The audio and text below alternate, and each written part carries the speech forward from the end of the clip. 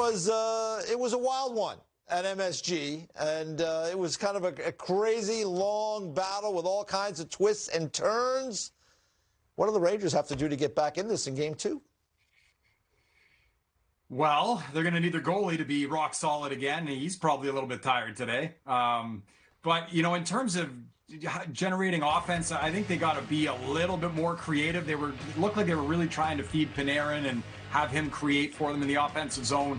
I think you spread it out a little more. You try to get the Penguins defenders moving around a little bit more.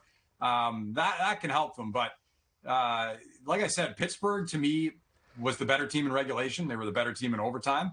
The Rangers have to be better and be that better defensive team they've been towards the end of the season, as opposed to what we saw last night.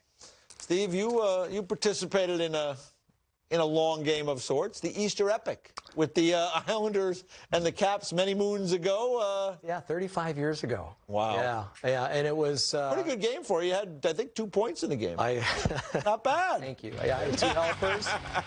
It was a Game 7, though, and that's what was so amazing about it. That, you know, went 4 overtimes. Kelly Rudy made 73 saves on 75 shots. Here's the game winner, Patty LaFontaine.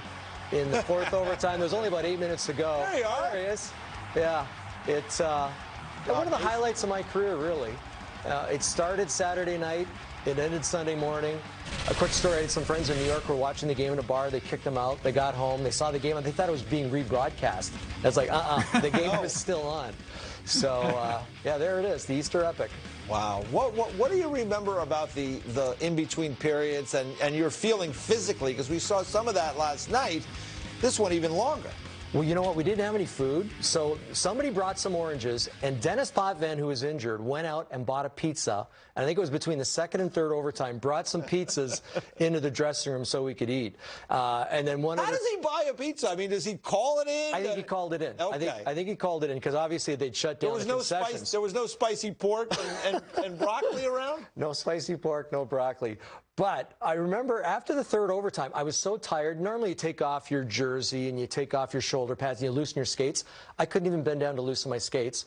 Went back out for the 4th overtime. My feet started cramping up, and I thought, oh, my gosh. I had to go straight to the bench, loosen my skates really quick, tighten them up again, and thankfully, Patty LaFontaine scored, I think, about 12 minutes into that 4th overtime. Yeah, Bob Mason, I believe, was in goal. Yeah, I felt bad for Bob. Washington Capitals. There was a story that Bob had, like, a skate issue late, and he couldn't get it fixed, and that was part of his problem. But who knows, right? Yeah, it just great stories came out of it. So we played Philly, just real quick, we played Philly in the next round.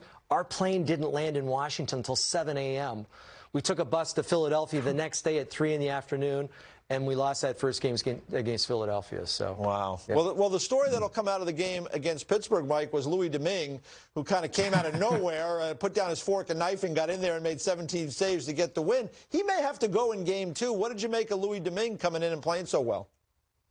I can't imagine how difficult that must have been, right? Like you talk about one goalie having to leave because he was cramping up. The other guys, I got off my couch the same time Louis Domingue came in. I was cramping up from sitting down for too long. Now, this guy's a professional athlete, but still, like, you haven't faced a shot. The last shot he faced in warm-up was hours ago, and 17 saves. And, you know, full marks. You talked about what was it, the pork and the broccoli he ate or whatever it was. And, this is what's so great about playoff hockey, though. Like, Steve, your stories are awesome, and I'm sure you've got more from that legendary game. This is something Louis Domingue can tell people forever. And who knows what we'll see tonight and the rest of the way. It's great.